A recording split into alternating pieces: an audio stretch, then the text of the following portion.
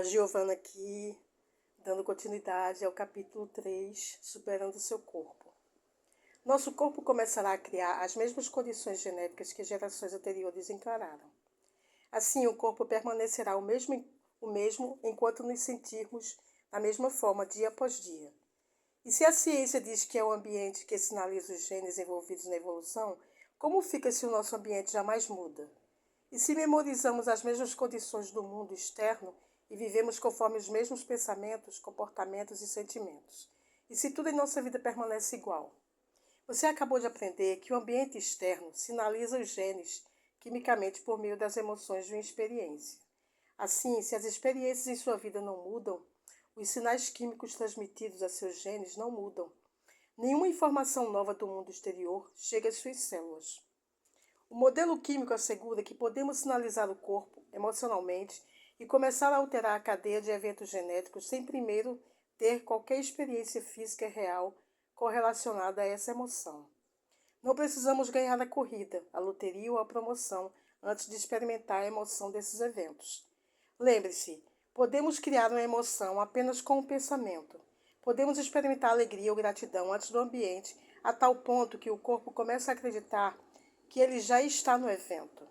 Como resultado, podemos sinalizar nossos genes para fabricarem novas proteínas a fim de mudar nosso corpo antes do atual ambiente. Estados mentais mais elevados podem produzir expressões de genes mais saudáveis? Aqui está um exemplo de como podemos sinalizar novos genes de novas maneiras quando começamos a adotar emocionalmente um evento no futuro antes de ele se manifestar. No Japão, conduziram um estudo para descobrir que efeito o estado mental de uma pessoa poderia ter em doenças. Os sujeitos eram dois grupos de pacientes com diabetes tipo 2, todos dependentes de insulina. Tenha em mente que a maioria dos diabéticos é medicada com insulina para remover o açúcar da corrente sanguínea e depositá-lo nas células, onde podem ser usadas como energia. Na época do estudo, as pessoas envolvidas estavam sendo tratadas com pílulas ou injeções de insulina para ajudar a controlar os elevados níveis de açúcar no sangue. Cada grupo teve seu nível de açúcar no sangue testado em jejum para se estabelecer os parâmetros. A seguir, um conjunto de sujeitos assistiu a um programa cômico durante 1 hora, enquanto o grupo de controle assistiu a uma palestra tediosa. Os sujeitos do teste então fizeram uma refeição deliciosa e depois seus níveis de glicose no sangue foram verificados novamente. Houve uma discrepância significativa entre os sujeitos que assistiram ao programa cômico e os que ouviram a palestra monótona. Em média, o nível de açúcar no sangue dos que assistiram à palestra monótona subiu para 123 miligramas, alto bastante para necessitarem de insulina para se manterem fora da zona de perigo. No grupo alegre que tinha rido por 1 hora, os níveis de açúcar no sangue, após o jantar, subiram a metade daquele valor, ligeiramente fora da faixa normal. De início, os pesquisadores que conduziram o experimento pensaram que os sujeitos descontraídos tinham diminuído seus níveis de açúcar pela contração dos músculos abdominais e do diafragma enquanto riam. O raciocínio foi que, quando se contrai um músculo, usa energia, e a energia circulante é a glicose. Mas a pesquisa foi além.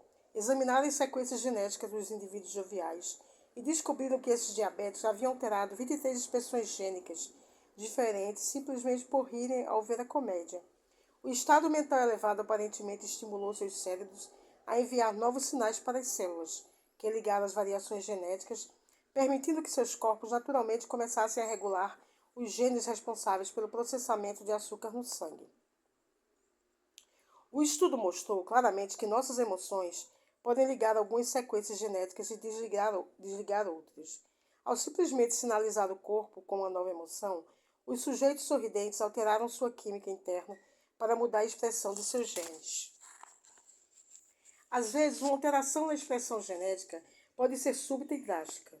Você já ouviu falar de pessoas cujo cabelo ficou grisalho da noite para o dia após submetidas às condições extremamente estressantes?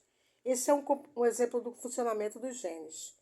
Essas pessoas tiveram uma reação emocional tão forte que a química corporal alterada tanto estimulou o gene da expressão do cabelo grisalho, como restringiu a expressão gênica para a cor natural do cabelo em uma questão de horas. Elas sinalizaram novos genes de novas maneiras, alterando seu ambiente interno, emocionalmente e com isso quimicamente.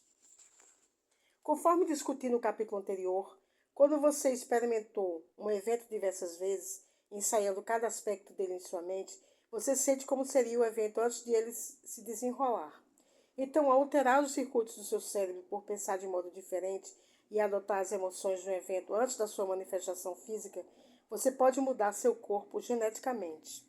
Você consegue selecionar um potencial do campo quântico. A propósito, todos os potenciais já existem. E adotar emocionalmente um evento futuro antes da experiência real? Você consegue fazer isso tantas vezes que emocionalmente condiciona seu corpo a uma nova mente, com isso sinalizando novos genes de novas maneiras?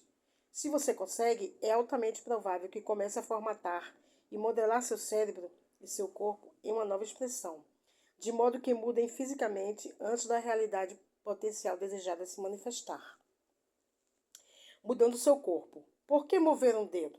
Podemos acreditar que temos condições de alterar nosso cérebro pela força do pensamento, mas que efeitos isso terá em nossos corpos, se é que terá algum? Mediante o simples processo de ensaiar mentalmente uma atividade, podemos obter grandes benefícios em mover um dedo. Aqui está um exemplo de como isso literalmente aconteceu. Conforme descrito em um artigo publicado no Jornal de Neurofisiologia de 1992, sujeitos foram divididos em 3 grupos. Pediu-se ao primeiro grupo para se exercitar contraindo e relaxando o dedo da mão esquerda durante 5 sessões de treinamento de 1 hora por semana por 4 semanas. Um segundo grupo ensaiou mentalmente os mesmos exercícios com a mesma frequência, sem ativar quaisquer músculos do dedo fisicamente. As pessoas do grupo de controle não exercitaram o dedo, tampouco a mente. No final do estudo, os cientistas compararam os achados. O primeiro conjunto de participantes teve a força do dedo testada contra o grupo de controle. Moleza, certo? O grupo que efetivamente fez os exercícios exibiu uma força 30% maior no dedo do que o grupo de controle. Todos sabemos que, se colocarmos uma carga em um músculo repetidamente, aumentaremos a força de tal músculo. O que provavelmente não anteciparíamos é que o grupo que ensaiou mentalmente os exercícios demonstrou um aumento de 22% na força muscular. A mente, portanto, gerou um efeito físico quantificável no corpo. Em outras palavras, o corpo mudou sem ter uma experiência física real.